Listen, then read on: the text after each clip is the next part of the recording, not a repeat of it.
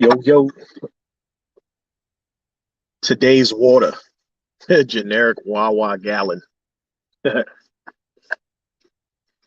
do got my other bottle, but I only got a little bit left. But as always, we got to show them, right? We got to have the dissolved solids, right? Got to always show the dissolved solids. All right, just so y'all know, the doc will probably be in the building within the next 20 minutes. So it looks like we'll have the doc in the building to give us the update.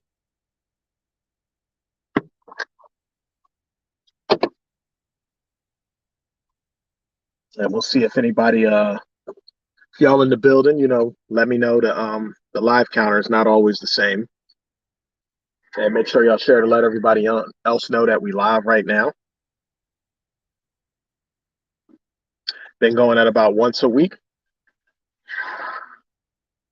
And I wanted to check in. I am out and about. So when the doc comes through, then the doc will have control over the screen share to bring any of the updates that you guys need.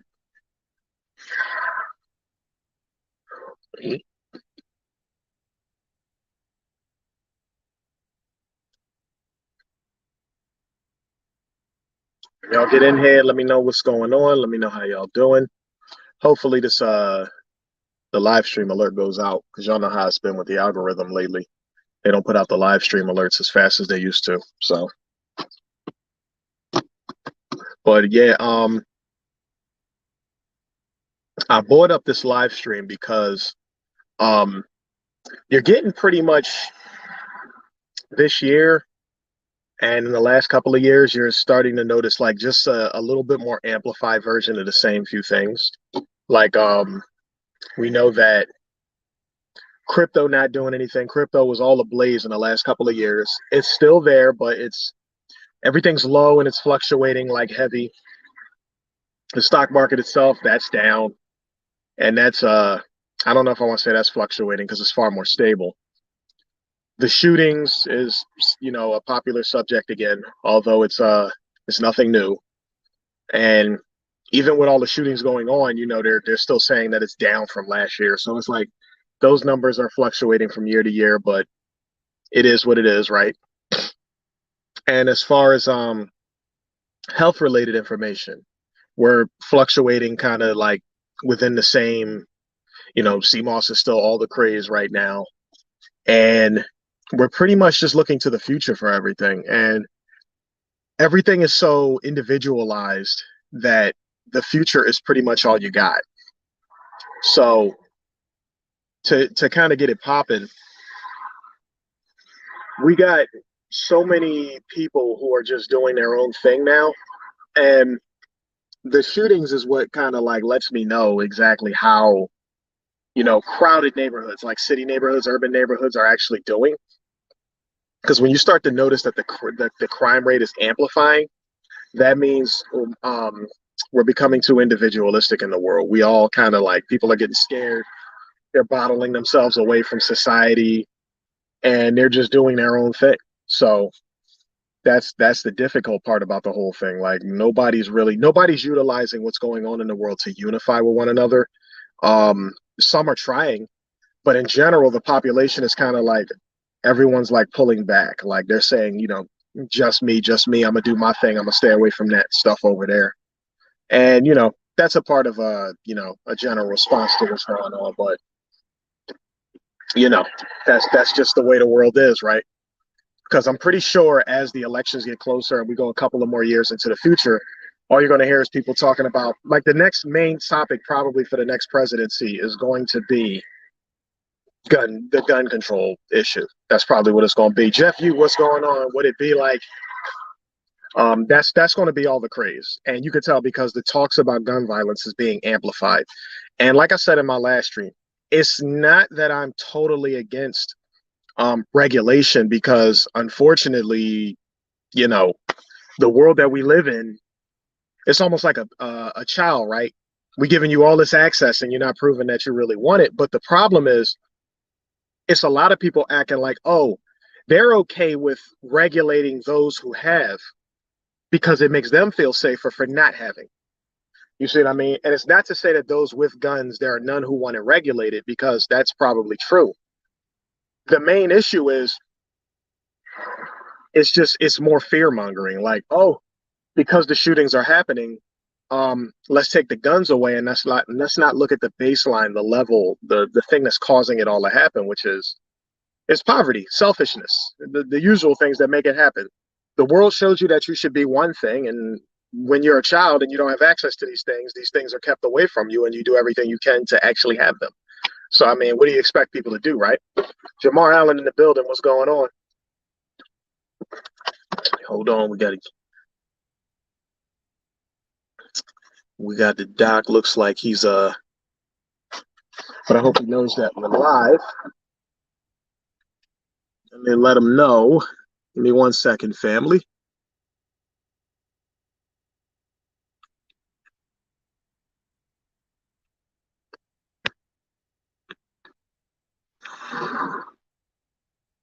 All right, there we go. All right, just had to type a message because looks like we got the doc.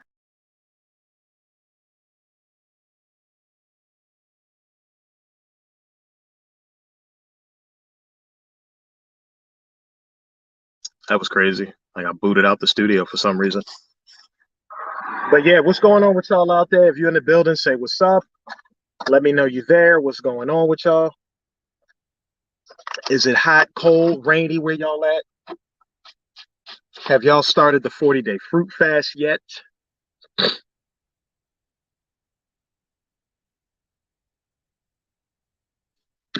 Second. Bring the doc in the stream. And that's all right. He on mute, so the doc will come in when the doc is ready. Oh, there he is. In the building. What it be like, sir? I hope pretty sure everybody in the chat can hear me. Unmute your mic when you're ready too. Moon Rocker, I see you in the building. What's going on? That's right, we in here. Hold up, what's the face Umar make when he come in? He be acting like he's schmizing. He be like, "What's going on, people?" He be schmizing, right? He be doing the squint joint. There's so many personalities online that be having me rolling. Umar come on that joint with the schmize and he be eating. He be like, "What's going on?" Emmanuel Briggs in the building. What's going on? Yo, there he is with the shades on. We'll figure something out. Right. Thanks. Roll my window up so y'all don't just keep hearing cars blow by. Yeah, I had to do some senior photos this morning, and I was gonna go home and do my setup. And then with all the background noise and crap that I had to go through, I'm like, man, I gotta work in Philly in the next 3-4 hours anyway. So I was like, I might as well stay in Philly. So right now, I damn near got 2 hours to burn. So I was like, let me jump on the StreamYard real quick, see what everybody up to. See if you was available to get some updates to the family. Man, I don't even know where the updates begin updating. I know, right? No, everything is on target. My daughter messed around and flooded the house. Damn. Carpet and all? Yeah, if the carpet involved, that's the worst, because now you got to move everything, rip everything up. Damn. Left the water running? Long story. I don't know what she was in there doing, bro, to be honest. Yeah. It's one of those, You walk in and see it and just got to deal with it. Well, I slipped and fell and bust my ass in there messing around with it. So it was a fiasco. Damn. Yeah, it was a fiasco. Yeah. Life. Life with children. Yep. Yeah. We have a high turnover of items. Yeah. That's just like how when you had children trying to keep a clean, nice car don't even matter no more. You might as well just get you a little beater because they're gonna throw Cheetos and all kinds of crap around it. Yeah, I was about to say you got to have a a family car, and then Mm-hmm. have your own other car if that's what you kind of do. But yeah, that doesn't. Right. It's even if there's no eating in the car, it's gonna be stuff in their pockets and stuff in their bags and all that. You know what I'm saying? Yeah. It's always gonna be something sticky and crummy. Oh, So yeah, last week, in the middle of the week, in my carpet right now, some pink sticky stuff that's just came out my bathroom, bust the right turn, walk into my bed, then stepped in something and my foot had that. Yep. You know what I'm saying? You just like it's so close to me, like what the You call them all in the living room and line them up like, who did it, damn it?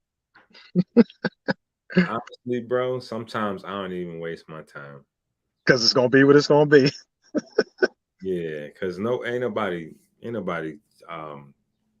oh yeah, I put that right there. Ain't nobody, yeah. Yeah, last week I did a small live stream, nothing too crazy. I went over the 40-day fruit fast again, told people I went live on the second, but I knew we had started on the first, and I went over everything, told people what website to go through, um, reminded everybody about the American Healer movie premiere on July 10th. Told them about the Patreon. So went over the formalities, where we at. Dope. So yeah, everybody should be kind of like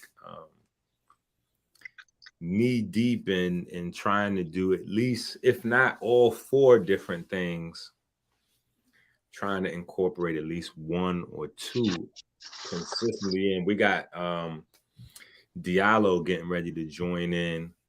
Mm-hmm. He had some last minute stuff, so he couldn't get started, but he said he's going to start. I need to hit him up actually as soon as I get off live, so we can go. We're gonna.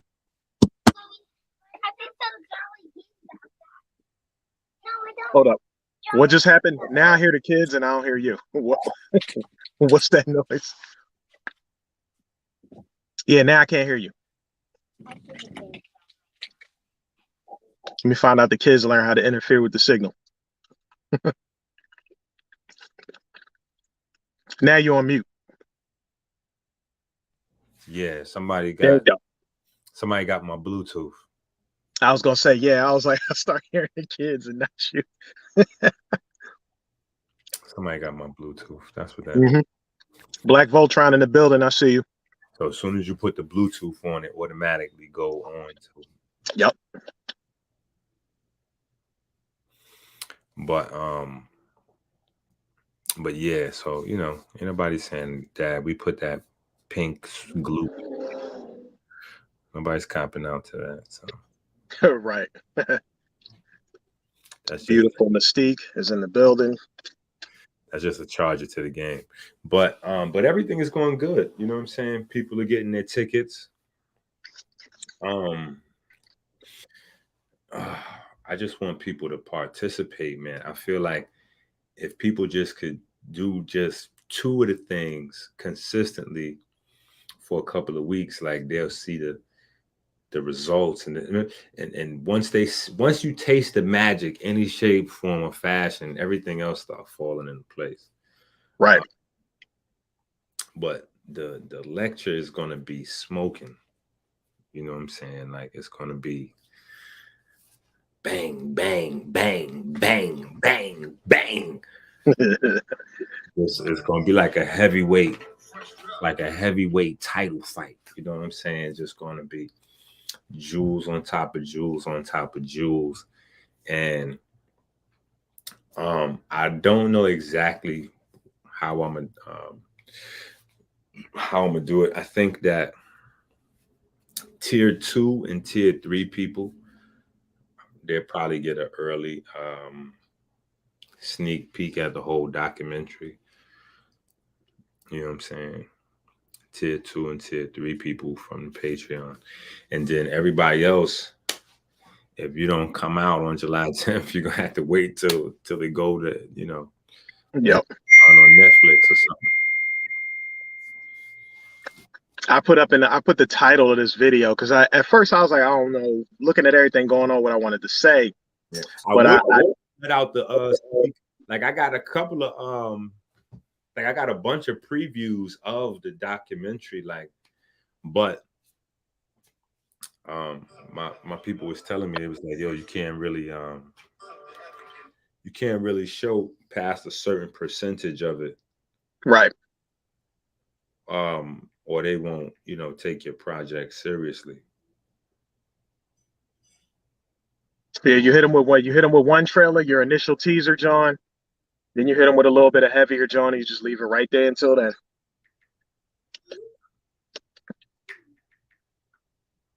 I was talking about in the title.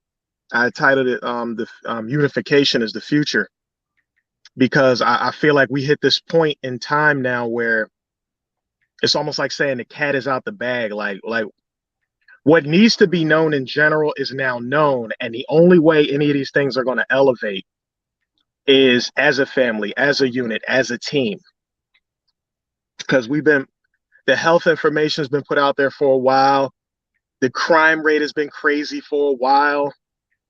The system in general, between, stock market and crypto and all that, everything just doing what it do. And the only thing really left for us to really, to hit it hard, so to speak, on the streets is when the voice is loud enough through unification. Now, that's what we got.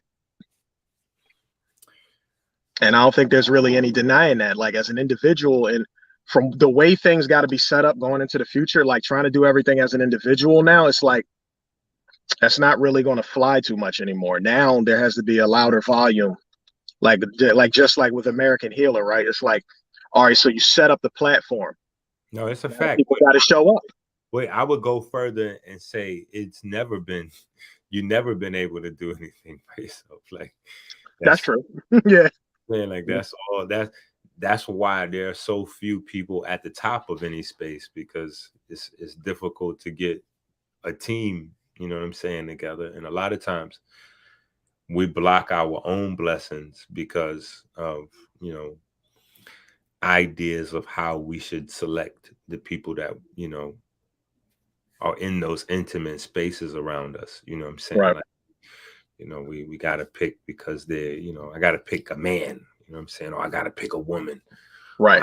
Get a black guy or a black girl. I've got to get, I got to get my cousin for the job. Like, I don't think we really fully start winning until we just like get on our League of Extraordinary Gentlemen kind of vibe. Like we just surround ourselves with like unique type of individuals. Yeah. That have traits that you don't. I'm trying to think, was it your last stream that I watched last time? I think it was. Was it you who was talking about how the South, when it comes to music, they kind of, when they artists start coming, they knew they was never going to receive what they wanted to receive. I might have been talking to my cousin about this, but I was talking to my cousin on Memorial Day. We was out in the back talking about music and how the West and the East and the beef, and especially over here in the East, it's like it's got to be me and all that. But the South, it was like they reached a point where it's like, if it's our artists, we're gonna latch on. If you come from the South, we're gonna blow you up. We there no matter what. And they did that, and they never let it go. I think the way what's different is that in New York, it's artist driven, but in the South, it's not artist driven. In the South, it's label driven. So because it's label driven, it gives the illusion that it's more inclusive, but it's not. All you got to do is go ask, like, it looks more inclusive because we not there. All you got to do is go ask somebody with a demo tape trying to get on. That's true. Yeah. It's not. But what happens is we see Master P, No Limit Records. He comes out with 1,000 artists. You know what I'm saying? So, they must be all together. No, because at one point, No Limit had beef with Cash Money Click. But Cash Money Click had 1 million artists. You know what I'm saying? So you get into thinking, oh no, it's Unity. It's that's all they all on one label. You know what I'm saying? Like now you look at what's going on now, and then you think about who else? The Dungeon Family. They came out, they had Outcast, this one. They had like 3 or 4 groups, and then everybody split off and did so, Hoodie Mob, like they was so now you got QVC, you know what I'm saying? And QVC got Migos, Baby, and this one and that one, and boo. So it looks like, but it's really like mad artists is on the same label. You know what I'm saying? Yeah. And if they're not on the same label, they got the same management. So they might not be on the same label, but they might have the same booking agent. So if you got the same booking agent, you got to behave yourself, because you'll get taken off the you get taken off, your name will get cut off that list real quick. Like, yo, we can't book you. That's what Beanie said, is get down and lay down. Yeah, we can't book you. You know what I'm saying? So, and then if you're not likable to whoever's headlining, they're not gonna want you on their tour. They don't want to be halfway across the country and have to keep dealing with your ass. So they're not gonna want you on the tour. You know what I'm saying? Like, so it's a lot of different ways that it should impact you. Well, yeah, then I guess that is true. Like, yeah, I guess it is label driven. We just knew it felt like whatever the South came out with, the people had their back. But then I guess, like you said, on the artist end, that's not so much. Yeah, because what it is so, and then the other piece is each artist represent a neighborhood. So when you got a record label down there and you got 20 artists, you got 20 neighborhoods that's counting on that one person to break through and, you know what I'm saying, do something. Yeah. So you got 20 neighborhoods worth of support. You know what I'm saying? That ain't. Yeah, that's reminding me of P.D. Pablo. Yeah, that ain't how it go up north. And so that's why in those southern cliques like that, you got a lot of people that was able to bridge gaps, or like on the West Coast, you know what I'm saying? Snoop Dogg is the biggest rapper from the West Coast because Snoop was able to, even though Snoop is a Crip, he was able to mix and mingle with the Mexican folks, the Bloods, white folks, athletes, comedians. He started moving around into so many different audiences. Like, he got beef. You know what I'm saying? He reminds me of myself in that aspect, because he gets dissed sometimes for being all over the place. Yeah. How was you with Biggie at the same time as it was the East Coast, West Coast? He was like, because it really was East Coast, West Coast beef. Right. Yep. But you know what I'm saying? Like, people look at him a certain way, you know what I'm saying? Because he always, went above and beyond to knock down barriers or whatever the case may be to right. camaraderie. So he even gave us when they did the verses with DMX and Snoop, like that's the one right there. That's the one where everybody was at home chilling. Eminem wouldn't have made it as far as he made it without Dr. Dre and then 50. You know what I'm saying? Like that. Right. That really, you know what I'm saying? Because he would have just been a white guy from the trailer park. You know what I'm saying? Oh, somebody asked, what does your shirt say? Because it's flickering on our end. Oh, it says off-white. But off-white. Yeah, but he would have still been successful because of the demographic, but he would have never been like looked at as a legendary artist until he was able to be received in the urban, you know what I'm saying? And somebody got a hand, walk you in, you know what I'm saying, to this community. So Dr. Dre, 50, you know what I'm saying, put him in a certain light where now, okay, everybody's paying attention to the lyrics, and you know what I'm saying. But otherwise, yeah, he wouldn't, because he's from Detroit. You know what I'm saying? Like, it's isolated and I'm here, and I can't believe it. Detroit don't like nobody. Like Royce the 5'9". Royce the 5'9" is like the only universally agreed upon artist from Detroit that's respected. Otherwise, it should get real divided depending on where you at. You know what I'm saying? Even Eminem. Eminem is not as legendary in Detroit, I don't think, as Royce the 5'9". You know what I'm saying? Even though Eminem is, he's definitely Eminem in Detroit. You know what I'm saying? But yeah, just from being around, they have more. I don't know. It's something about that. That would be a dope versus, maybe. You know what I'm saying? On some local shit. Royce a local John. But yeah. So they just got a different type of style of moving down south and out west. North America, the northeast corner of America, always been about like education and going for self. Yeah. You know what I'm saying? This is where people came free to break away from everybody and remake their identity and do their own thing at. You know what I'm saying? So that energy's still up here. You know what I'm saying? Yeah. Mm-hmm. Even towards Chicago, which is where you start to go to the Midwest. You know what I'm saying? But Detroit is Eastern Standard Time, just like New York. So it's not even Midwest. Detroit is East Coast. You know what I'm saying? So all in places, Philly, Baltimore, me first. Yeah, Philly rough with it. Philly is definitely known for like, yo, make a name for yourself first, then we'll back you. Like, Philly is huge on that. They make it hard on you to grow. Yeah, but now I think we're doing good in terms of people supporting the event. I'm just excited. I want to get there and get it over with, bro. It's like I know, right?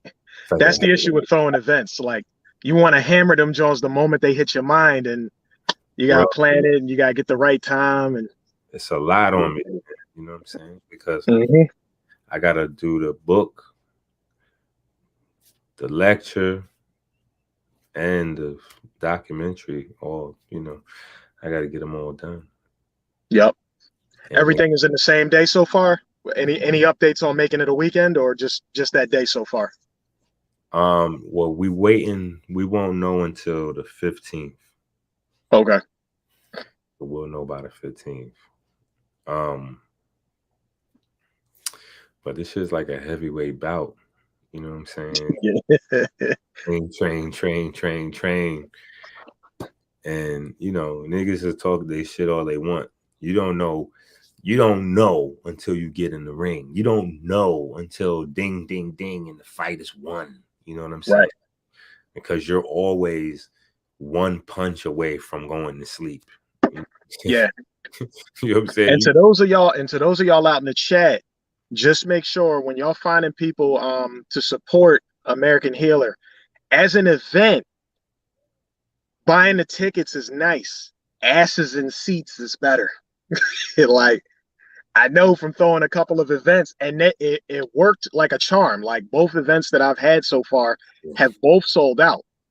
But just believe, y'all, like, don't get comfortable. Like, if we're looking for support, we're looking for that real support. Like, you could fill up a whole damn stadium and have a whole bunch of damn money, or you could just have a whole bunch of money in your pocket and nobody in the stadium. Like, we got to show up and show out. We got to let the world know that, like, look. We want both. We want both, though. We want both. Yeah. We want both. I think one kind of correlates to the other, or at least it should. I won't be mad if all the tickets sell out and only half the people show up. I won't be mad. Half the people in that theater is still a nice showing. It's still a nice show. Man, half the people is a hell of a show still. You know what I'm saying? Yep. Depending on where people got their tickets, you know what I'm saying, a third is still, over 300 people. You know what I'm saying? So yeah, that joint definitely got a nice look. Are they running any type of concessions at the event? Like food and stuff? Yeah. Because I figure if the people gonna be there and we're gonna be doing our thing. I think they have a concession stand fully staffed. Okay. Yeah. I think everything is fully staffed. Yeah. Make sure everybody all right now. Stomach is full, eyes is ready. But no. But I mean, it's stuff around there. You know what I'm saying? So right. the juice bar got food in there, and then there's some local stuff right there. So yeah, I don't want people to like not eat until Sunday night waiting to go there. Right. This is not that kind of event. You know what I'm saying? It's not Mhm. like this is an event. You know what I'm saying? So there's not gonna be somebody with like tables in the lobby. You know what I'm saying? Yeah. That's not what happened at the Paramount Theater. You know what I'm saying? Right. Hmm. So yeah, but they'll have what they have in there. You know what I'm saying? So you definitely want to get something to eat. Yeah. If Yeah. not everything, you want to have something light. I don't know what we're gonna eat afterwards though, but I know we're gonna eat something. Yeah. I was just in New York. The time didn't really line up for me to be able to go scout. But Mike Carter, he in the chat. I saw him when I was out in New York. We was out there rocking out a little bit. Yeah. So you still could do that that L sit? Oh, hell yeah. Hell yeah. The abs don't go. Like the L sit, hell yeah. If you call me up to do that joint on stage, I'll hold it I got you for a good 20 seconds at least. So No exercise. Come clean. I don't want you to bustle come in and there sweating. Like, rip. that's 20 seconds for y'all. No. Yeah, I could definitely still do the L sit. I don't stretch enough to be able to do a V sit. That's some Bruce Lee stuff right there. But it's like other stuff I'm still trying to be able to do. Like them planches. Them planches is rough. That takes some time. That takes some time. Yes, sir. Yeah. Yeah. For those in the chat wondering what the planche is, that's basically you doing a push-up without them feet on the floor. So you also need to be at a certain body weight, yeah, percentage. That's the key to those more advanced exercises. Is that you really need to be at a really good body fat. In fact, let me go over these 4 pieces just so that way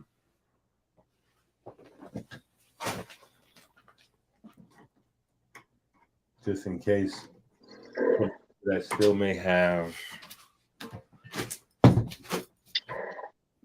a question. So this is what we're doing for the 40 days, right? It's not a set, this is more philanthropic, if anything. So this wasn't about like having a do not eat food list or a to eat food list. This isn't about you buying a whole bunch of supplements or herbs or sea mosses or any of that stuff. Obviously, the better your diet is, the more these things are going to help. The more the results are going to come quicker and be more pronounced. But it's not required for you to feel the benefit of these and get the results.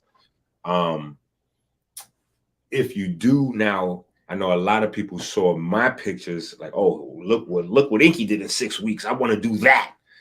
Well, if you want to do that, then you're gonna need you some of them gels and some of the other stuff from the website. You know what I'm saying?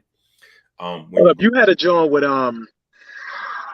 Ha Davis. What gel was that? It looked like a yellow jar. No, that was an example of the trash. Oh, okay. Yeah. Okay. What we did was American Gangster. We did the basically a spoof of it. You know what I'm saying? Right. So I was Denzel and he was Cuba Gooding. That's So the part I was thinking about. Yeah. he come in and he like, yo, you know what I'm saying? What's this? You know what I'm saying? He like, yo, you fucking up the brand. You know what I'm saying? This right here, this don't need no, you know what I mean? This is already good like it is. You ain't got to do nothing with this. You know what I'm saying? So, but yeah, just showing the difference in the pigment density in what we have versus. So just even a person that don't know any science could just look at it and be like, okay, yeah, that's totally, and they'll know. Yep. Yeah.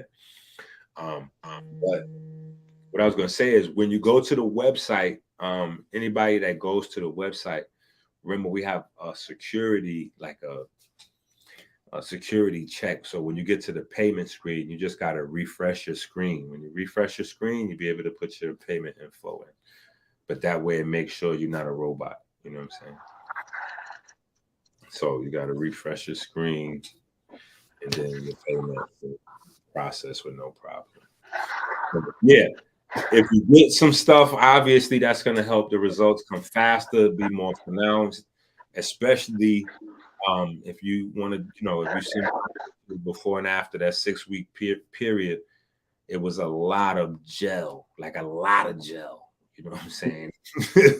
but Hold like, up. Google Me said, what's the minimum vitamin D threshold? That sounds like it needs to be more specific. Are you talking about threshold for take, threshold for standing in the sun? How much is in the sea moss gel? Like what? It's like 5,000 IUs a serving, right? I got you. Mm-hmm. So the four pieces would be more will work standalone. You don't have to put any. Obviously, you're gonna need to get you some vitamin D3 and some K2. You know what I'm saying? And we do have vitamin D3 in the gel and standalone, but feel free to go get your vitamin D3 wherever you get it from. You know what I'm saying? Get it from Amazon, GNC, online, wherever. Your K2, you know what I'm saying? I would honestly suggest you walk in somewhere and just put your hands on them. Like those, if you don't have them, you can order some online from me or whoever, but while wait, like I would go put your hands on some like right after this video, like go grab that right now so you can, because these are things that you need to, like you already late for the seasonal switch. Right. And like this really needed to but it's cool because people will get practice this year and then incorporate it as a lifestyle, and you'll either keep it going 365 days all around the year, or at least you'll know how to rock the spring and the summer. You know what I'm saying? And then maybe protect yourself around around Christmas. Like that's when the season that's when you get to that all-time high for certain cardiovascular events and metabolic stuff, and so you'll be able to provide a little bit of balance. You know what I'm saying? But basically, you want to have the mega doses. You want to have the mega doses, right? Now, if you have your Eat Right for Your Haplotype book, we here with it. What page? I gotta get me a copy. Fill up the screen with it. Fill up the whole screen with it. Let me see.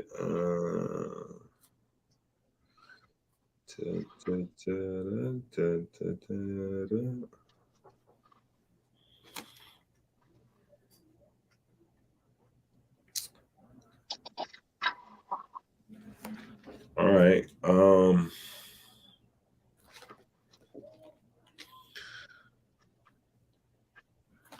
right. So I would say closer to I would say on the higher side of 125 nanograms per milliliter, if you want to be specific with your vitamin D, right? But that for John Q. Public, that's probably not even a realistic thing because nobody's going to go test their daily vitamin D level. You know what I'm saying? But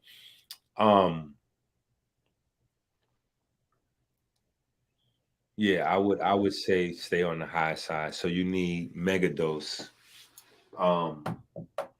And mega dose of vitamin D3 is anything that's above 400. So if you get a serving size of 1,000 IUs a day or 5,000 IUs a day, you Gucci. Plus, you're in the solar season, so you should be making use of what's available to you. Vitamin K or K2 more specifically, right? Because you have 3 types of vitamin K. Number one is good because number one is only good because your body can turn it into vitamin K2, which is what your body wants to use. And then vitamin K3 is the synthetic analog that they give you if you go to like a hospital. It's like a synthetic form of vitamin K, right? But you're supposed to have, hold on, it'll come to me. It's right on the tip of my 90 grams. No, 90 micrograms. There we go. 90 micrograms for women and 120 micrograms for men. But I have some that are like 45 milligrams that I take. You know what I'm saying? So with the vitamin K2, you know,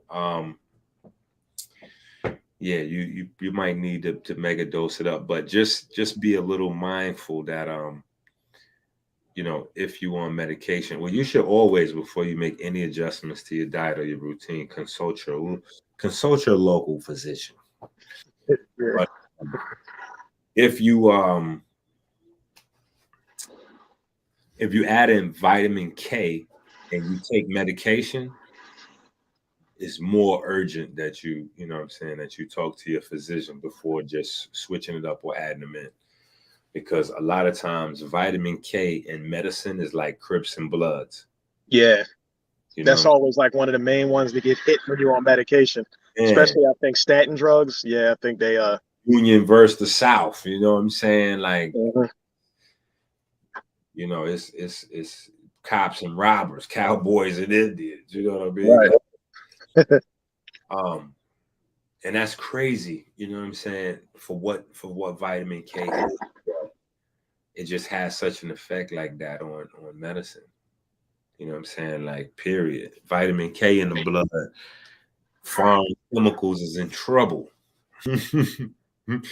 Foreign chemicals is getting balled up like jujitsu, whop, whop, whop, and tap. But so yeah, don't do it yourself at home type of vibe. You know what I'm saying? Make sure you know what you're doing with your vitamin K. But when you have high circulating levels of vitamin D and vitamin K, it switches your body to a summertime metabolism, so to speak. And your body focuses in more on building out the structure of the body. That's what the summertime is about. So your bones should be getting more dense because you should be able to store more minerals in the bones. Um, the tips of your bones should be processing to change color. You know, your bone marrow, active bone marrow increase. Um, all of these are the things that your body wants to do in the solar season, right? In the polar season, you have the solar season, polar season. In the polar season, what your body wants to do is survive. Your body Yeah. just wants to survive. You know what I'm saying? However long the polar season is. And the way you survive the polar season uh, is simply by being able to store fat, store sugar, right? So typically in the wintertime, you're always going to have a higher blood sugar. So if you can get your blood sugar and stuff like that under control in the winter, then you got a cakewalk in the summer. You just got to be mindful that, you know, heat has a way of, you know, anyway. So in the wintertime, your body wants to store fat, and fat is sugar. So you're gonna have elevated. So as long as you have a low vitamin D level and a low vitamin K level, your body technically will believe that you're in the wintertime, even if you're in 100 degrees outside. So many people don't realize they've been in a never-ending winter time in their body. So they don't understand why they can't lose weight. It just start right there. Right there. Because you never hit the gear shift because you don't even know this exists. You know what I'm saying? You don't even know this exists.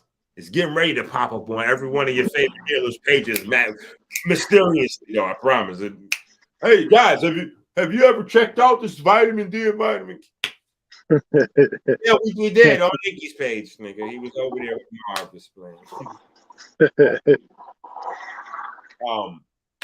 But yeah, so they're gonna switch the gears so that your body, instead of feeding the fat cells, and when you feed the fat cells, you're actually shrinking the muscles, right? You're shrinking the muscles because fat cells are gonna produce estrogen, and the more fat you have, the more estrogen. So your testosterone levels dip, so your estrogen levels go up.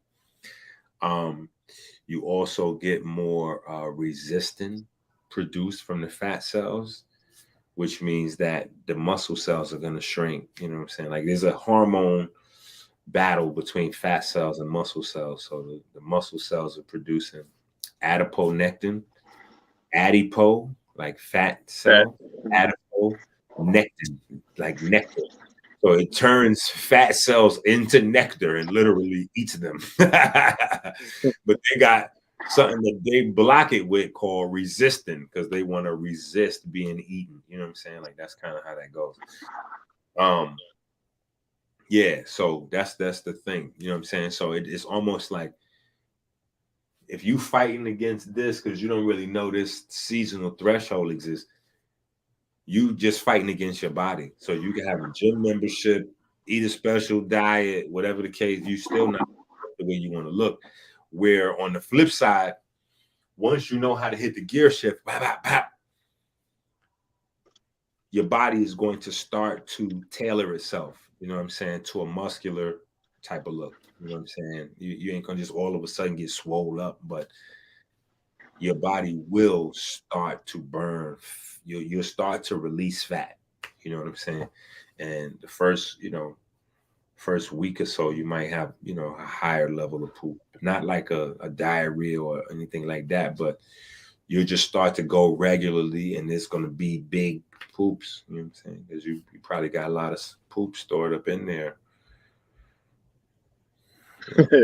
People was banking them things up in the middle of the winter. Motherfuckers be full of shit, and if they're not doing that detox every month, you know what I'm saying, that NRF2 system slowing down, you know what I'm saying, that's another piece of the puzzle. But so the vitamin D, vitamin K switches so that the body starts to want to build muscle and build bone, tendon, joints, ligaments. Right? Then from there, I would say the first thing is your morning light, right? Before you pee, before you brush your teeth, soon as you get out of bed, hold that squat.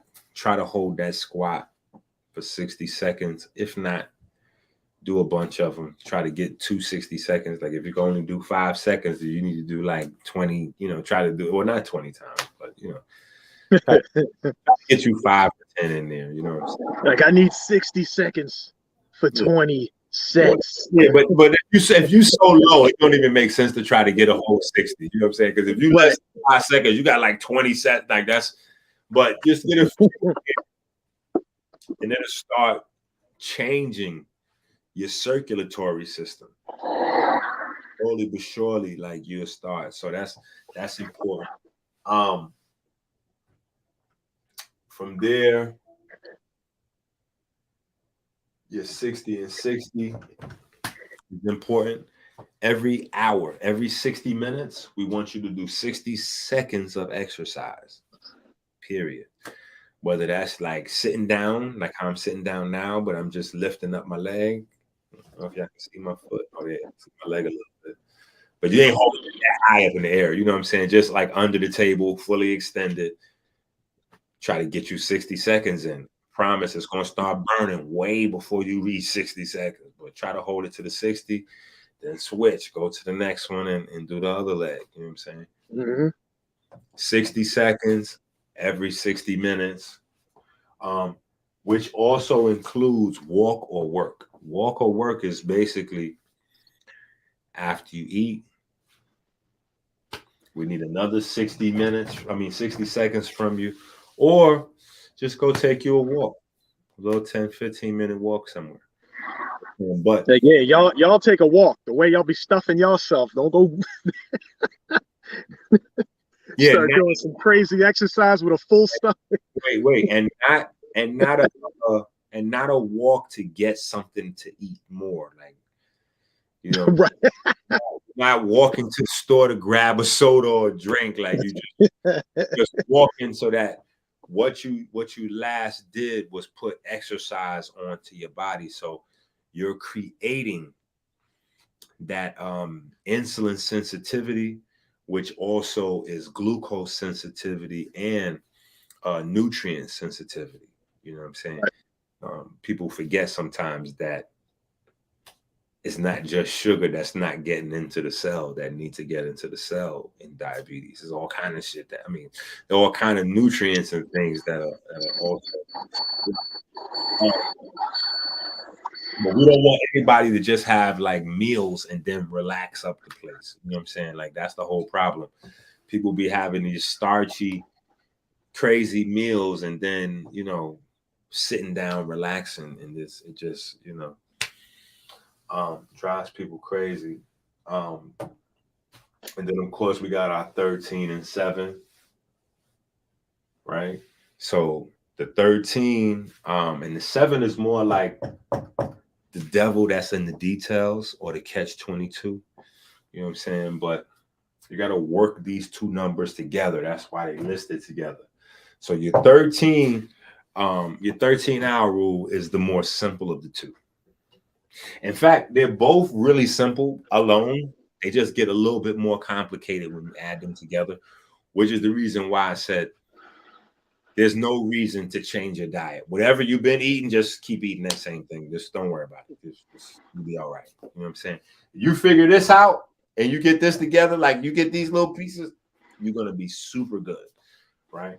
But your 13-hour rule is you can only eat 13 hours after after dinner, right? So if you have dinner, and this is a way that gives you more flexibility, because there's people that sleep through the day and they work at night. Like, I used to work from 12 midnight till 7 in the morning, 7 days a week. You know what I'm saying? So my whole universe is upside down. You know what I'm saying?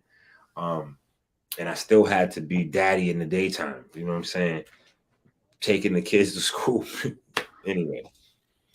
So if you eat your last meal at 8 o'clock at night, 8 p.m., that means you don't eat your first meal until the next morning at 9 a.m.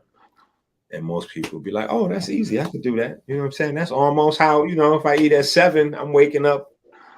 I ain't eating till 8. That ain't that hard. You know what I'm saying? That's cool. Right. But here's the thing. You have to get all of your eating done in 7 hours. So that's the other piece where you're going to have to figure out how this is going to sit in your day, right? Because you don't have 7 hours to eat. You have a 7-hour window. So let's say you eat dinner at 8 o'clock. You wake up the next day, you start eating breakfast at 9. Well, that means you got from 9 till what? 4 p.m. to get all your eating done. So now it's 4 p.m. You can't eat no more because you're 7 hours. So you don't necessarily want to be like so thirsty, crazy, like so hungry, that like you counting down to the clock, and because you ate last day, you get ready to start going at, like, you want to time it. You know what I'm saying? So if dinner is at 7, you can eat at 8, but I wouldn't suggest it. I would suggest you push it back to like maybe 11, 12-ish. That way, at 11, it's comfy. You know what I'm saying? You can have you a brunch type of vibe, and then you know, 2 or 3 o'clock, a little something, and then you got you a little 5 or 6 o'clock. You know, it's spaced. You know what I'm saying? I got my rhythm set naturally. I don't start eating until around 2. And then I stop eating between 7 and 8. So I've been set like that since the guy body complex. I've been set like that. Yeah, I wish that I could. Yeah, that's Because I like do all the like I wake up, yeah you know, that do a little Uber, and then I hit the gym, do some listen, training. yeah, with 5 little ones, that's not how that goes. Yeah, Not how that. Yeah, that's even if I tried to develop that, somebody gonna change it. You know what I'm saying? Like that's just how they're gonna do it. The whole sink is gonna explode, and then you know it'll just be like, oh, okay, so we're not eating right now. You know what I'm saying? But yeah, or you know what I'm saying, somebody will do something crazy like this. Let me show you what Chase thought was funny. This is what these lovely children of mine think is funny. Hold on, let me send this to the. like Chase ain't ready yet till he can dunk. He think he trying to do something though, cause he getting he's, Touching rim, tapping board. Where he at now? well, he think he touching the backboard, but he's he's having a little growth spurt. So now he like up to my chin, talking crazy, talking super crazy.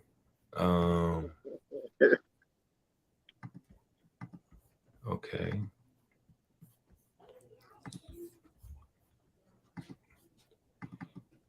Dad, the CMOS is burning. Come check it.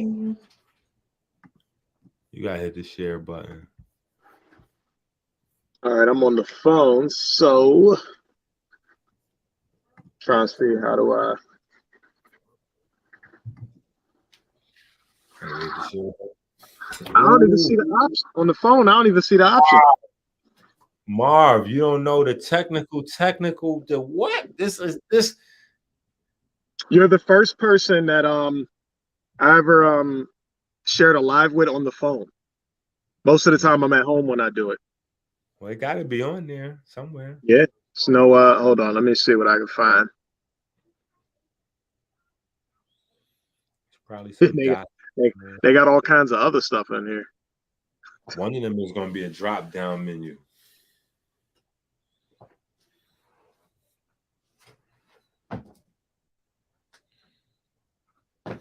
We got a layout joint. Yeah, it should be next to that. That's the layout. Yeah, it should be next to the layout. Where was the eye at? It should be in that same space. Where you see me in the studio, it should be next to me. Like another screen. I got that. That's about it. It ain't had nothing else there. All right, well, where you at, Mom? You gotta come back in. Yeah. Yeah, there is no. It's actually not like I don't even see an option for me to do it.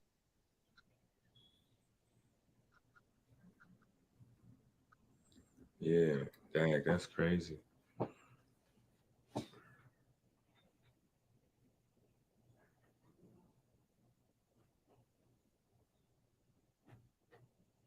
You know what? You know what I think it is? Oh, hold on. Let me see something. Oh, here we go. All right. Well, add to stream. Oh, I knew you. I knew That you actually were fine. it was under the guest list. Like it's as if somebody else was coming into the stream. That's how it was there. That's how I go. That's how I go. Dad, okay. the CMOS is burning. Come check it. Oh my God, bro! What are you doing? Why didn't you just?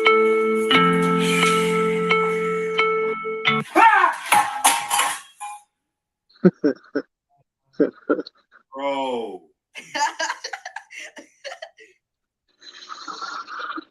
Right. Right. Yeah. You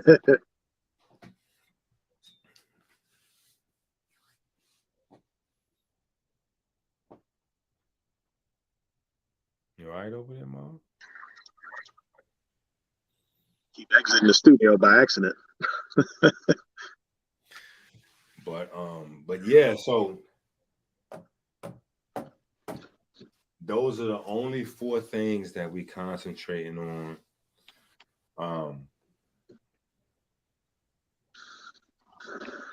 60 and 60 includes your post-meal exercise or your walk. Now, people whose body is a little bit more developed, obviously Marv is going to be doing more than 60-second workouts, you know what I'm saying? So that's beautiful. But for those of you that are health challenged or time challenged, 60 and 60 is all that's required from you, right? If you awake out and about doing your thing, 8 hours at the job or wherever, at least you can go 8 minutes. You can bring 25 pounds with you. As Mike Carter, you know how carrying this thing feel all day. Yeah, nobody's bringing that. Nobody's bringing that. And Mike Carter don't know nothing about carrying. What you bring to relax Mike Carter? I know he in the chat. He gonna be like, yo, he was carrying that joint up and down. Nah, that's all the misses. He ain't doing nothing. If anything, he got to carry the mental weight right now. That's what that is. Yo. I'm saying, but congrats to Mike and the family. You know what I'm saying? Shout out to me though.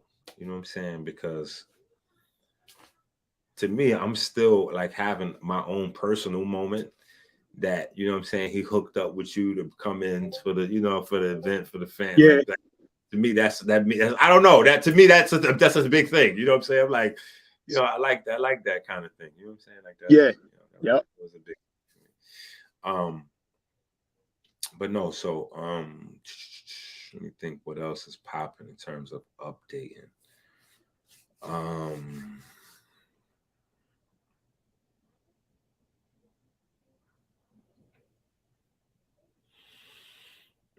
I got so much that I want to share, but it's in the documentary, so I gotta wait for that.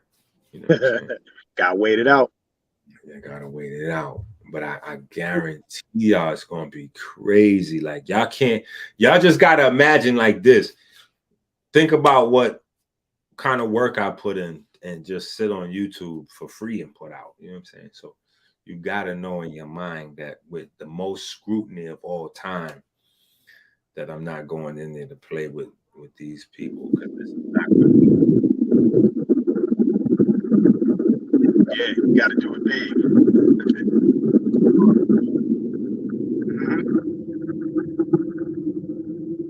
Y'all roll up your window.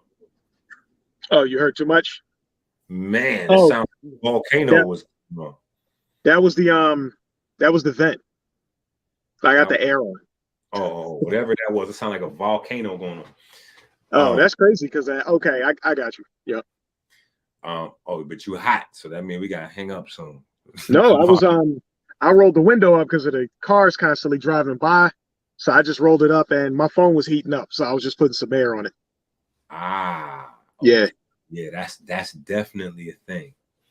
But no, everything is going good.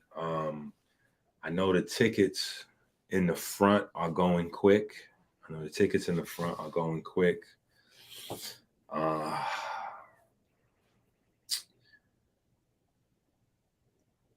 I know people like the Haha Davis video. That was dope timing.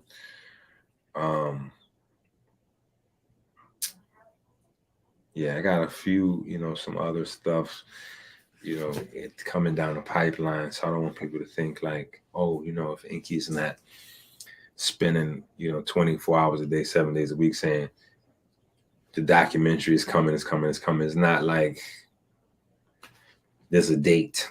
You know what I'm saying? We're in the Paramount Theater. You know what I'm saying? Like, we're not at the local bookstore, guys. We're at the Paramount Theater. So right. it's happening. You know what I'm saying? Like, yeah, it will be Yeah. there. It's not. And y'all make sure out there in the chat that y'all, you could put up a little post or whatever and let people know what's going on. Marketing's easy when you spread it out. It's harder when you got to dump a bunch of money for one person to do it. So, But it's tough too, also on the supporters, yeah, because some people they try to support every way they can. You know what I'm saying? Like, they signed up to the Patreon. They got tickets already for the event. You know what I'm saying? So it'd be tough, because I'd be having to tell them, like, we ain't finished yet, nigga. So right. get that debit card warmed up. But we got this coming, and it's gonna be groundbreaking. We're gonna do it's gonna be a groundbreaking event. All of the people that signed up to the Patreon are gonna be in the book, listed as co-authors.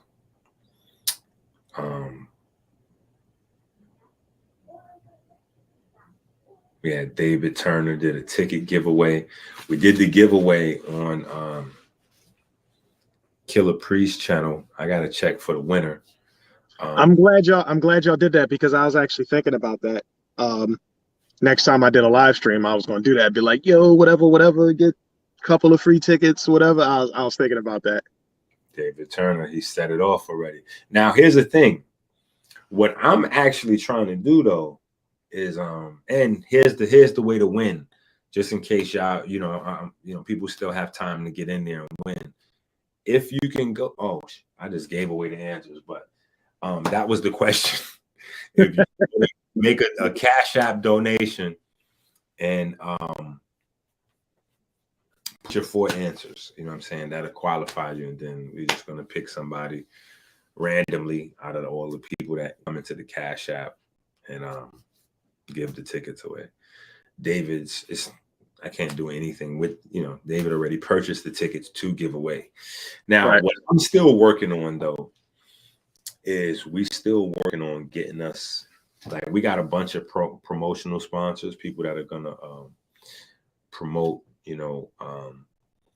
but not so, so far on the financial sponsors. Yeah, it's just me and Rob trying to figure this thing out. You know what I'm saying? So if we can get some, if the finance, what I would like to do is make the event free. You know what I'm saying? So I'm still holding out for that. You know what I'm saying? Us to get somebody that can cut us a check and allow us some room to breathe, and then we would, in that case, everybody that bought tickets already would probably get a refund, and then you would just have to show up. You have to show up and get there. You know what I'm saying? But no. We that's like a soup. That's not even like a plan B. That's like a plan G. Like anybody talking about cutting us a check for the whole shit yet. You know what I'm saying? But that's what I would like to do. You know what I'm saying? If that does happen, does it affect how you have to plan out the seats? Yeah, people need to plan on getting their butt there on time. Yeah, people need to plan on getting their butt there on time. But, just to be able to open up, a certain amount of tickets we'll figure out a way to do it regardless. You know what I'm saying? We'll do it one way or another. Even if we don't get the sponsor, we'll figure out a way to get, a couple hundred seats for schools and the churches and them type of folks to get up in there. Schools, churches, local programs, after school. You know what I'm saying? We want to get people in there to be exposed. Like, that's the main thing. Get folks in there to be exposed. Ear to the street. Yes, it's in New York. So just go to Paramount Hudson Valley Theater online, And if y'all go to the search box, and actually, no, you go to events and you go down to July 10th, damn 11th.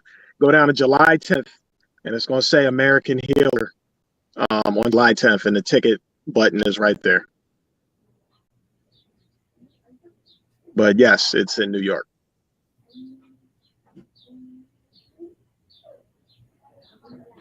Shout out to Black Voltron doing the advertisement in the chat as always. Keeping everybody on point with the likes and shares. Black Voltron, big supporter of Urban Nerds Worldwide. But whatever we doing in the chat, he always throws up support. Like right now, support Dr. Inky in the Cash App. Get the products for the 40-day fruit fast. Like he always multiple times he'll be on point like throughout the chat. So Black Voltron does what it do. I'm about to say shout out to Black Voltron. Mm-hmm. Yep. The Black Voltron in the building. You know what I'm saying? But yeah, so everything is going good. Timing is going good. The projects are coming along good.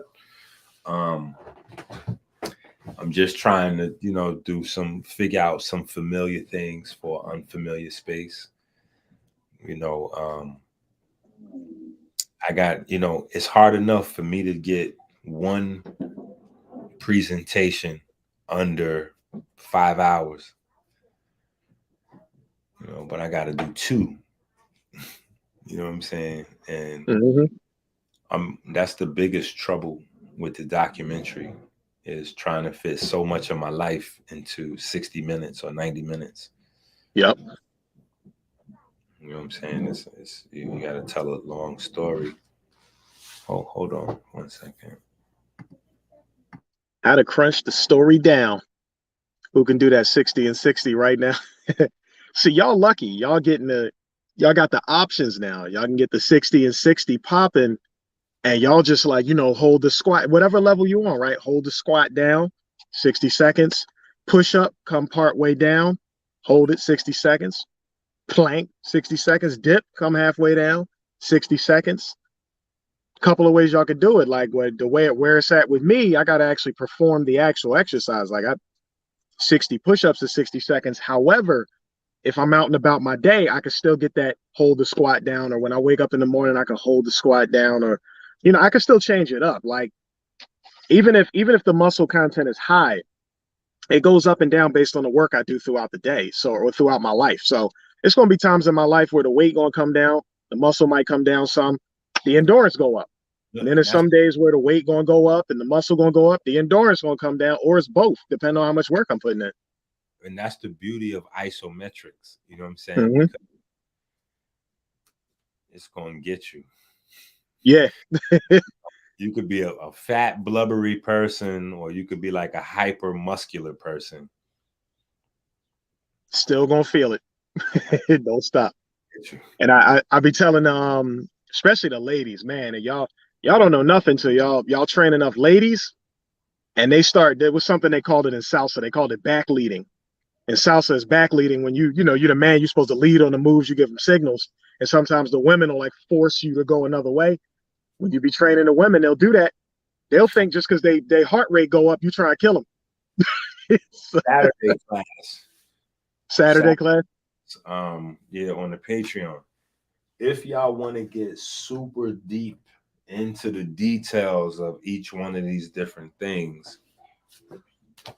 What week is this on the diabetes? What was it? Not diabetes class. It was the diabetes sessions or something like that. It's 6 sessions. Which one are you on? 4? Coming up this week will be the fourth one's coming up. Yeah. So that's 3 classes people missed already. If y'all missed them, we do have some of the families up in there. So we be having some decent, it'd be decent. It's like how people always wished it could have, you know what I'm saying? We'd be like, yo, what if you just we'll pay a few dollars if we could just be in private without all the bozos in the in the chat room, and we just want the information. Right. You know what I'm saying? That's kind of how it would be in there. You know what I'm saying? Because people George Macon, he in the chat. He said I'm real blubbery right now. Hey, it's beautiful. It's the summer season. Mm-hmm. And you got Marv there anyway. Plus, George Blubbery is not the same blubbery as everybody else. Right. You know what I'm saying? That's another thing people probably need to, you know what I'm saying? Everybody's body is very unique. You know what I'm saying? So you can't really listen to other people and get motivated. Well, you can, but you shouldn't get unmotivated. You know what I'm saying? Right. Because everybody's body is different. Yep. I was chatting with my uncle.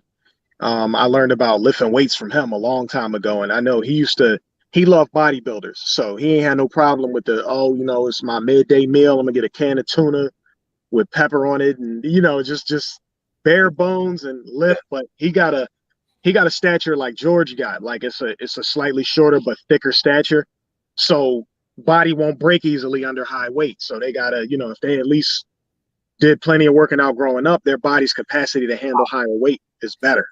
Yeah.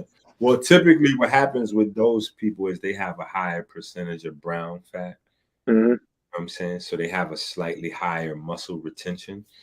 So over time, you know what I'm saying, they can get soft looking from water and, some other stuff, but just with a little bit of work, it'll change super Kick quick. right back in.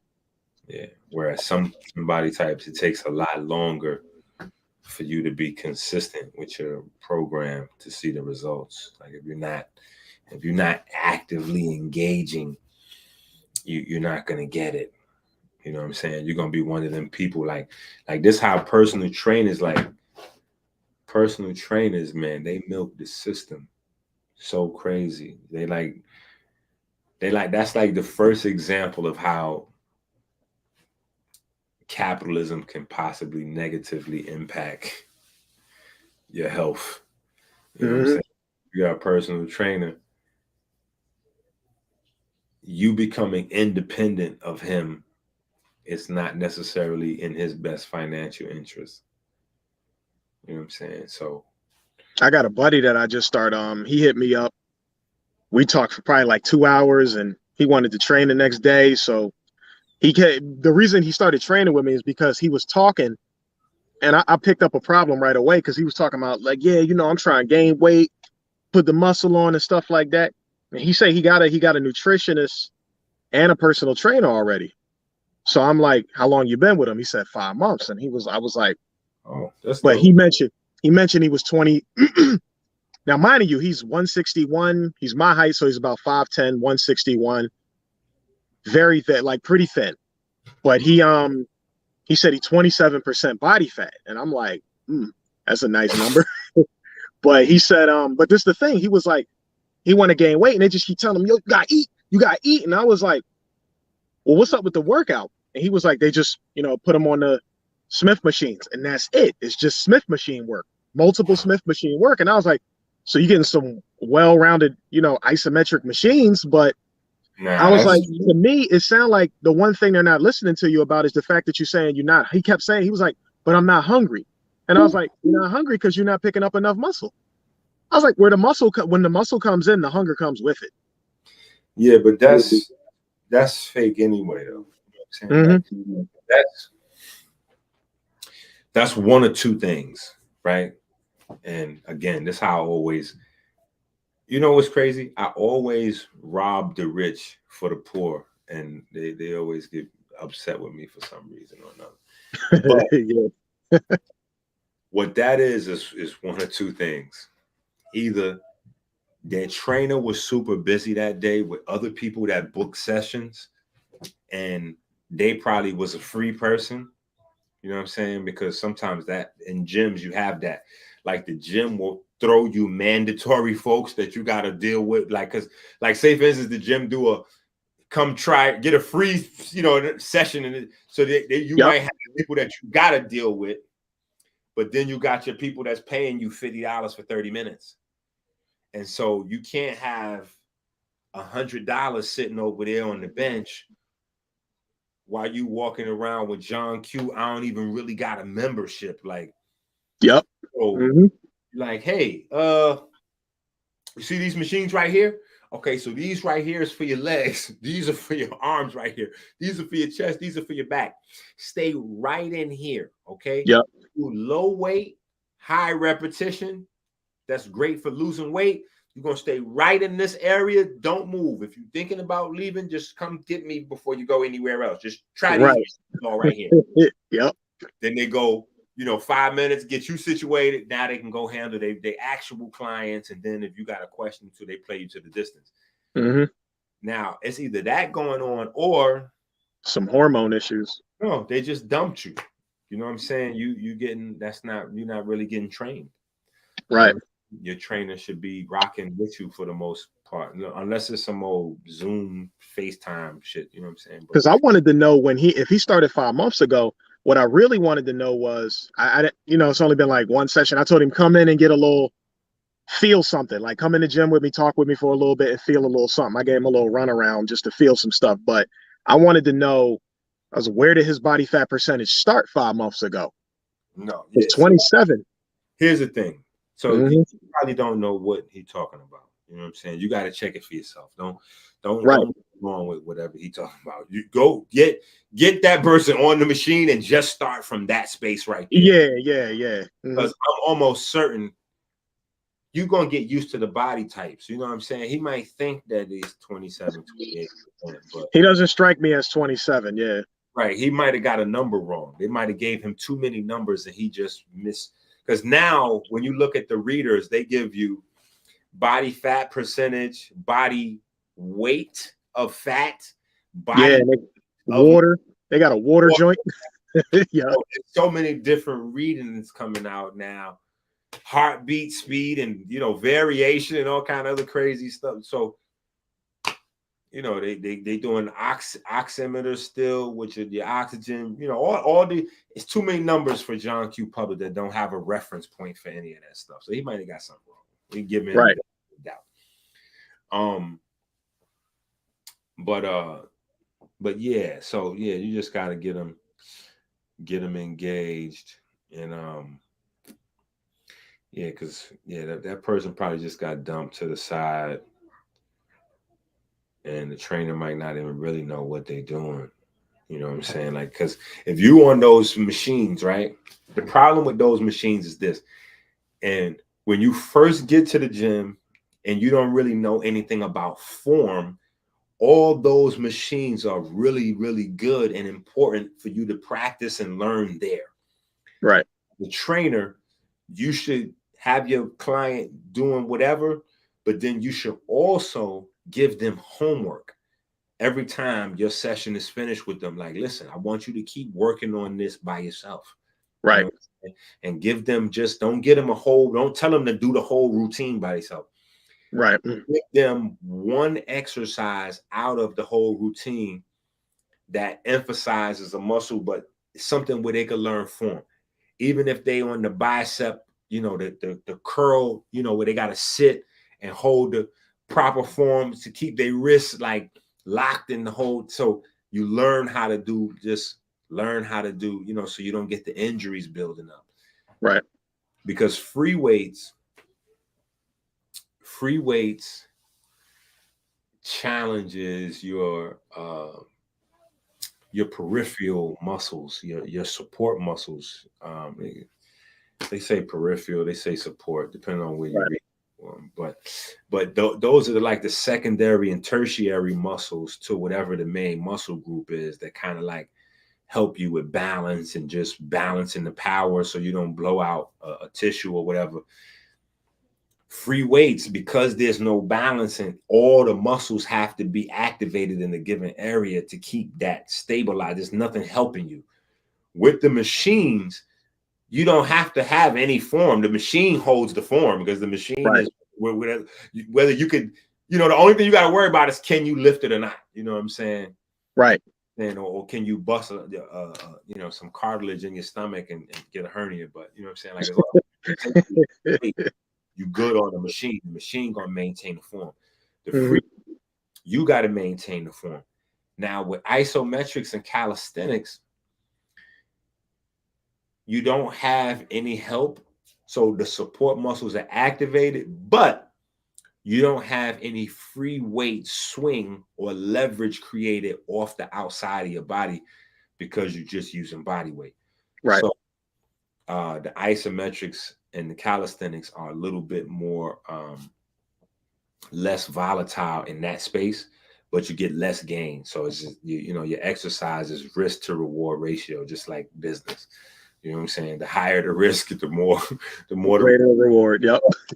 closer you come into injury and exhaustion every time. You know what I'm saying? So you got to find that balance between not having like a wasting your fucking time workout. You know what I'm saying? People Right. have this type of workouts where you're just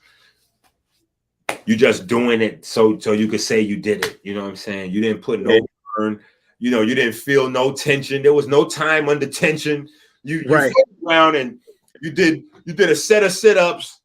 It took you a minute and a half to do your set of sit-ups, and then you took a 5-minute break. You know, checked your eyes,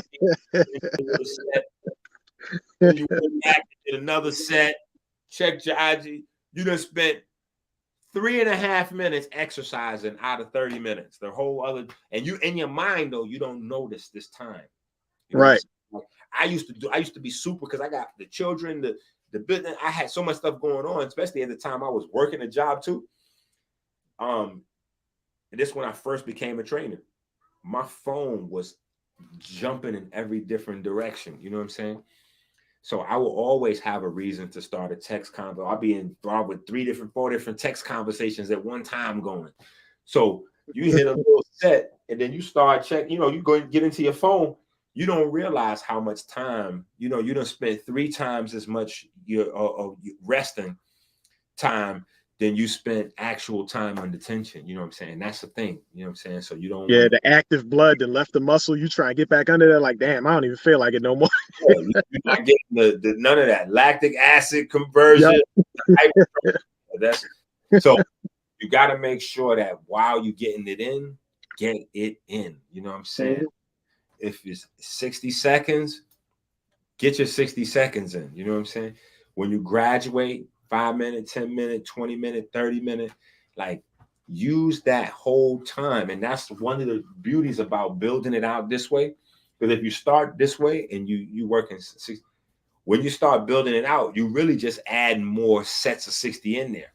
So you'll get to the point where 60 seconds worth of, you know, calf raises may not have, you know, so now you're doing 120 seconds, you know, or 180 seconds, you know what I'm saying, of that one thing till you bring in that area to critical, you know what I'm saying, and you're going to feel it, you know what I'm saying, so you'll know, okay, yeah, I definitely need to make sure I have the right amino acid, fat, carbohydrate mix with the right, you know, so certain things will start to dictate. And even that is a beautiful part of the magic because there's a certain amount of restructuring your diet that's going to happen naturally.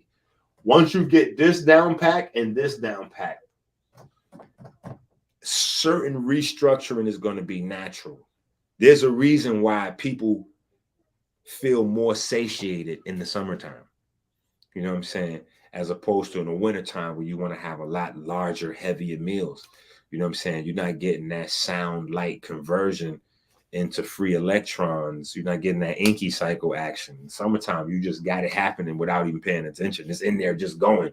So you're like, damn, it's 2:00. I'm not even hungry right now. Like, I don't even know what I want to eat something just because of the time, but I don't know what to eat. Like, yeah. I'll just play with this or I'll just play with that. You know what I'm saying? Don't do that. If you don't know what to eat, don't eat. Wait. Right. You can wait till you fix, like, because that's a beautiful thing of restriction. A beautiful part of restriction is making it more meaningful. I learned that with sex during the tantric arts. You know what I'm saying? A lot of tantric is just restraint. Like chill. Yeah. It's not even super deep, complicated other stuff. It's just withholding. It's holding out. You know what I'm saying? Because a lot of times you having sex all the time because you have access, or you know, because you got Pornhub. You know what I'm saying? So you over oversexed out. Just sessions going. Oh, you get oversexed. It's all health. You know what I'm saying? But Mhm. you get oversexed out, and then it loses its, the holy, the spiritual. It loses that other. It's That it's definitely a difference. becomes a lot Like more, yeah, and it can keep on going to the point where it becomes mundane. And then when it becomes mundane, you're gonna have to do some weird, you're gonna have to go in a different direction. You know what I'm saying? So you don't want to get into that space. You know what I'm saying? Like you want everything to still have its luster and vitality. You know what I'm saying? So I used to teach folks that sometimes, instead of actually engaging in sex, the two partners should just lay in the bed and masturbate that night together at the same time, but no touching. She right there, you right there, but no touching. Y'all gotta both have your orgasm and go to sleep, but no touching. You know what I'm saying? The next day, it'd be like two wild bears. You know what I'm saying? Just from one act of restraint. You know what I'm saying? Um, but stuff like that. You know what I'm saying? Like, so the same thing with your food. You know what I'm saying? Like, if you're gonna be, restrict yourself on certain calories, or you're going to restrict yourself away from snacking and going so crazy with your soft, just eat. If you're going to clean it up, because you're cleaning it up and you're eating less, you can make sure that when you eat, it's like, okay, yeah, I'm not going to have three $7 meals. right. That's $20. So I might as well get this one $12 joint or the one $15 joint. You know what I'm saying? Like I might as well take it upscale a little bit. You know what I'm saying? Let me get some sushi avocado rolls and let me, you know what I'm saying? Let me stretch this thing out. You know what I'm saying? I want it to taste. So it's an experience every time. Right. And so each time you eat, you're enjoying it, as opposed to like the boring. And I never really got into it, I guess, because like I guess the people that have been following me over the years, they know more about me. You know what I'm saying? But like you didn't see me with every type of haircut over the years, from dreads, fades to waves to flat top to mohawk to this one, that one, and then cycling back around through them. You know what I'm saying? Like, because that's just how, you know what I'm saying? So the meal prep has the advantage of getting you much more specific to your target metrics. Like you want to make sure you have 63 grams of protein and 12 grams of fat and 42 grams of, you know what I'm saying? Like if you trying to go into that level of, okay, that's one way of looking at it. You know what I'm saying? But the variation with meal preps is like, and you see them over and over, and people act like they're amazing. You know what I'm saying? Like, stop it, bro. It's the same seasoned broccoli with breast, yep. Or you got the fake Beyond patty in there with the like, and you eating that same thing 3 times a day or 5 times a day, back to back to back, every single day of the week. Bro, that defeat the purpose, man. You got so much plants to choose from, like no way. You know what I'm saying? You need to have some variation, even if it's variation amongst your greens, amongst your peppers, amongst your, you know what I'm saying, like seasoning. You know what I'm saying? Like you need to have some variation if you're doing it. You know what I'm saying? Right. Get you some different types of starch in there. Get you some quinoa, some different color quinoas. You know what I'm saying? Maybe add you some cheese onto your quinoa. You know what I'm saying? Quinoa with cheese on it. You never know. That might slap. Of course, vegan cheese. I don't want anybody to get goofy. I know, right? Did Inky say? They're like, oh, for real? Like, I gotta say vegan everything to the public, because motherfuckers think that inside my house that we actually walking around amongst each other saying vegan everything. Like, yo, hey dad, I'm hungry. Can I have some vegan cereal with vegan milk with vegan toast and vegan butter and vegan. You're like, bro, no, ain't nobody adding vegan to every word. It's whatever it is. That's what we eating. Chicken, the burgers, salad, pasta, whatever it is. We're vegan, so there's no meat here. You know what I'm saying? So it's what it is. We say, Yo, Hank, let me tell you, I'm gonna be salty as hell. This is a side comment, but I'm gonna be salty as hell if I sat my ass out in front of the school and the date is wrong. Because this event's supposed to start in 25 minutes, and it's supposed to be like damn near the whole school in the gym playing games and stuff, and I'm just photographing it. And nobody ain't nobody pull up yet. Yeah, you might be a day late, bro. That joint might have happened yesterday. I'll be salty as hell. But if so, I'm just take all this guy. Weekend. That don't sound like a Monday. It's Monday. Yeah, it's yeah, it's the graduation week for most schools, so it's like senior night. So they're supposed to like play games together and is that a black day? Yeah. Okay. So you've been in Philly. I'm in Hunting Park. Oh, right. Okay. So yeah, they probably, CPT. Mm-hmm. CPT. They probably will start showing up 30 minutes after it opens. Well, this is an all-girls Catholic school. So I haven't found the institution yet. This CPT doesn't apply. Well, if they don't come, my job's already done today because I had damn near a 5-hour graduation photo shoot this morning. They're definitely coming. They're just showing up whenever they be there. If they're supposed to start coming in at 5, they'll be there. They're going to show up at 5:15, 5:30, and then nobody want to be the first one to pull up. So a few people going to drive by and just slow down and look if cars is parked. And if there ain't no cars parked, they're going to get something to eat. All right, let's go circle back. Let's come back around it. This neighborhood, you got two primary choices: Popeyes and McDonald's. Folks is getting shot right now at all kind of events. You probably saw South Street got shot up this weekend. So nobody wants to be at the event before anybody else is there. You know what I'm saying? People feel like it's safety in numbers. So yeah, you probably looking, and you probably looking weird, scaring folks off too, Mark. They be like, I don't know, man. This dude been sitting in the car. They like, yo, it's a hot nigga over there, bro. I don't know if he the Fed. he's a shooter or something. Like, we don't know what's going on. There's one guy over there parked by. You know what I'm saying? Like, sometimes they will do stuff like that. Like if a shooting just happened, all of a sudden plans on the next day of school change. That could happen. Right, and they should. Shit, the graduation's been getting shot up like it's going out of style, bro. So far, we had 600 kids killed this year, and 1,500 kids injured from gun violence. And that's I told people I'm not against the. Look, that's only from 12 to 17 years old. Yep, all the kids. And you don't think about that until elementary schools get shot up, and you're like, wait a minute. So you're telling me the 12 to 17 number? It's other groups we got to worry about getting shot at now. Like, you know what I'm saying? Right. Last summer, a little boy got shot here in Detroit by a Korean guy. A little black boy got shot by a Korean guy. Damn, a Korean dude?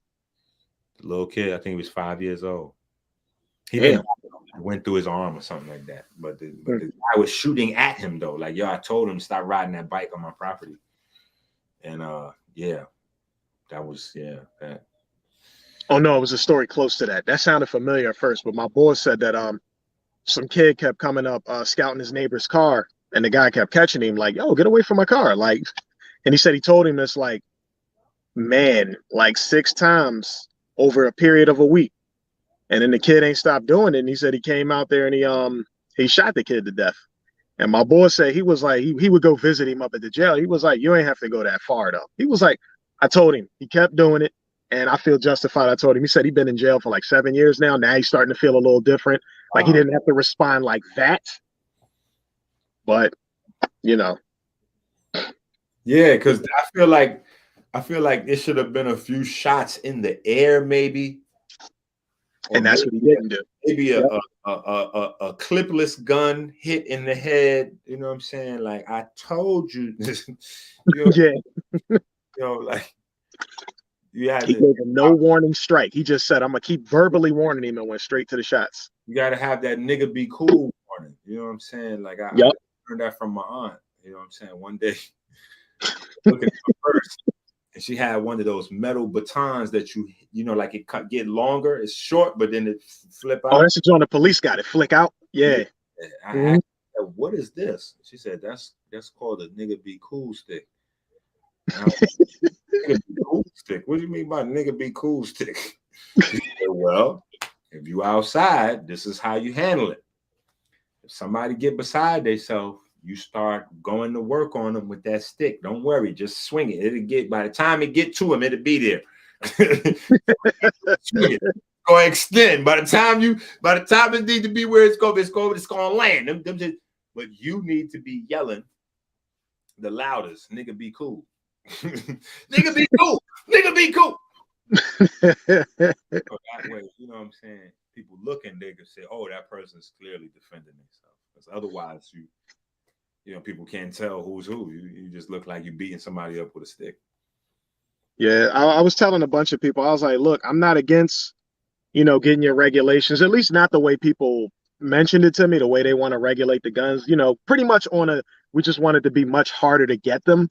I was like, I'm cool with that, but I don't like entertaining one-sided conversations. I was like, you can't be on some let's regulate the guns and not the reason that the problems happen with the guns never gets addressed. Listen. Let me tell you, that's all G to me. That's all fake. Because what happens is this.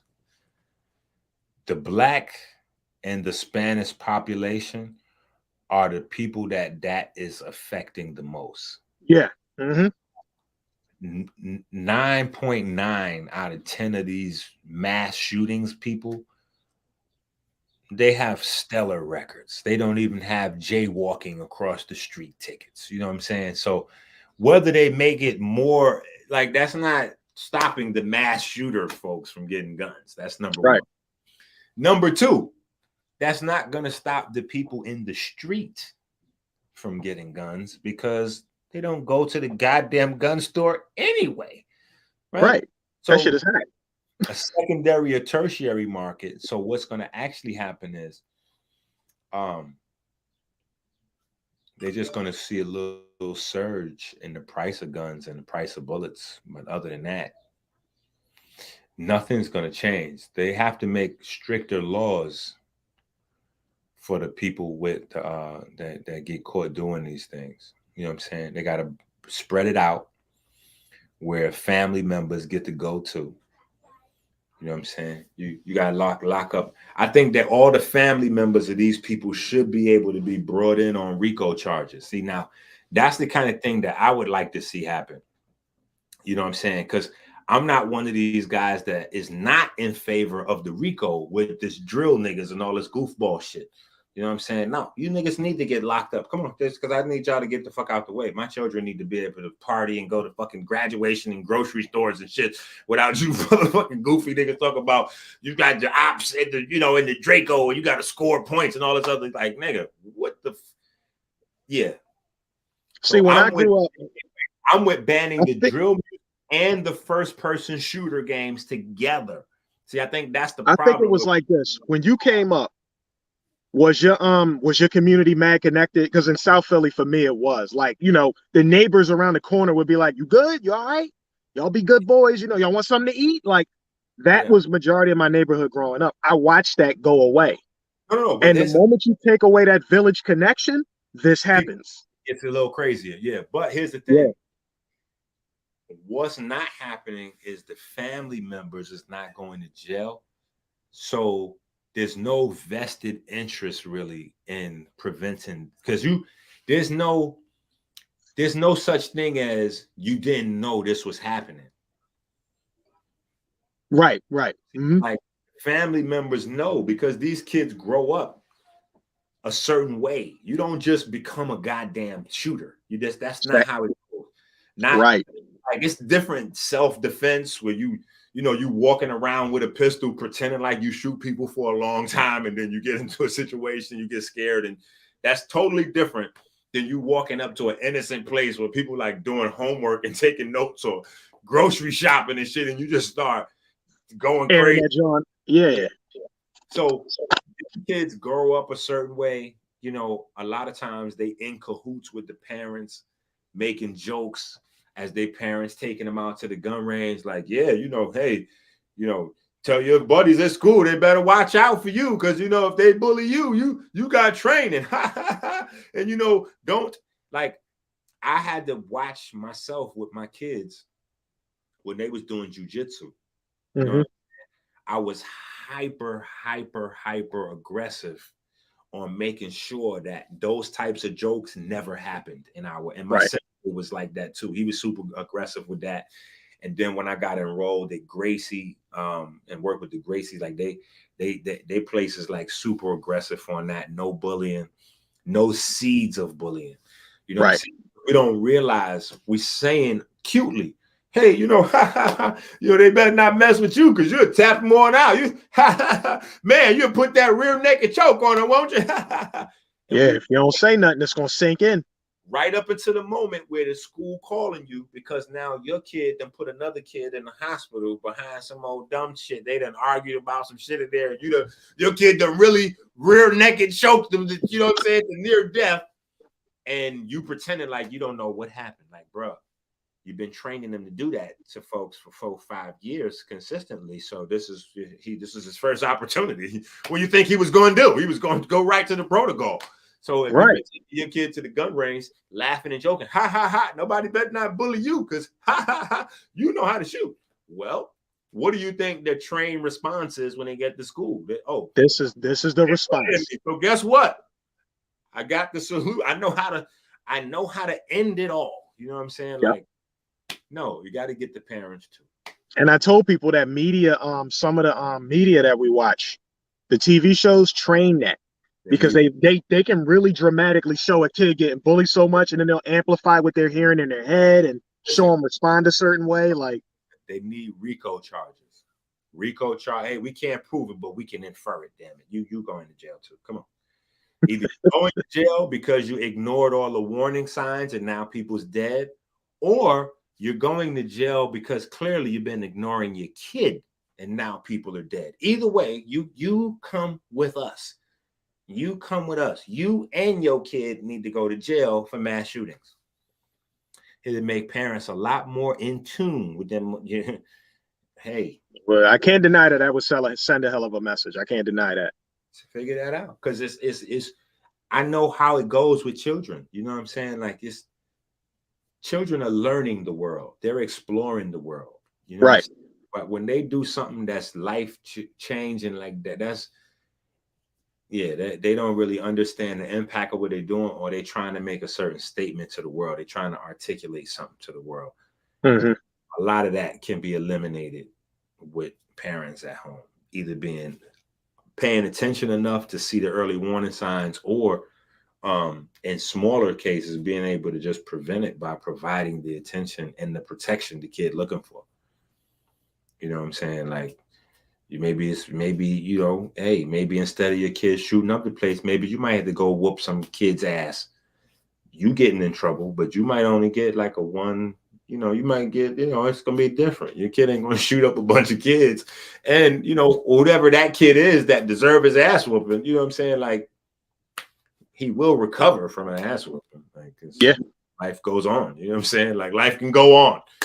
But there's plenty of other solutions, even violent solutions, that are not like life-ending or life-changing for either party. Right. And even if it's the old school, you know, hey, come on, put your sneakers on. I'm gonna watch you fight him. I'm gonna watch you fight him. We're gonna end this bullying today. That's my grandpa would say that. He'd be like, "You gonna go out there and fight him, or I'm gonna whip your ass." Like, you gonna learn to fight back with hands. If you can't find an intellectual way to figure it out, you know what I'm saying? That's the most sophisticated form. Yeah. You can kind of tell how strong your civility is, the more you can de-escalate without physical violence. But I mean, if you're in that kind of neighborhood, violence will be laid. The value is so low that it's never should be the first 10 options. Right. Yeah. Let me get ready to rock, yo. See what's going on with the school. Yeah, man. This was good. Yeah, we're gonna get it in. I got to talk to Diallo, and we're gonna figure out live because this is gonna be, like I had to bring, what I'm saying, like that literally started the 40-day fast, but him calling a fat ass, you know what I'm saying? So I'm like, I can't take this victory lap properly without Diallo, you know what I'm saying? Yeah, so I'm gonna hit him up. I know he had his birthday dinner last night, you know what I'm saying? So shout out to him and the family. Yeah, everything is looking amazing. Except for me busting my ass last week. I kind of hurt myself a little. That slip wasn't fun. Man, I'm supposed to have a meeting with folks on Saturday. I was like, man, I can't. Come on. Yep. All right, shout outs, Black Voltron. Google me. I see you. Ears to the Street, RTP. George Maker was in here. Who else is in here? I see the same few people going towards the top. I know Mika was in here. Mike Adams. Yup. Tyrus Thomas. That work though. Y'all want to get that science? Y'all got to come to the patreon.com/Thank you. Peace to the y'all see it right there on the docs, right there under the block. It's right there. All right. And as usual, follow Marvin Health and Arts over on Instagram. If anything happens to the YouTube channel and y'all need to keep up, that's where you'll know. That's where the warnings will come from if anything happens. So follow there. You got my Cash App down there below my face, right below me, right? If y'all want to send something a bit right there. As Black Voltron stated, with all the stuff going on with the kids nowadays, we still got to focus on the ones that are still decent. And that's where Urban Nerds Worldwide comes in at. We have been doing our best to grab as many kids as we can, expose them to the greater world. And for those who are on edge, some we've been able to pull out and get them interested in things that make them not pay attention to the streets. So we're doing what we can. You keep doing what you can. I love y'all. Until the next live stream, thanks for coming out. I will catch y'all in a little bit.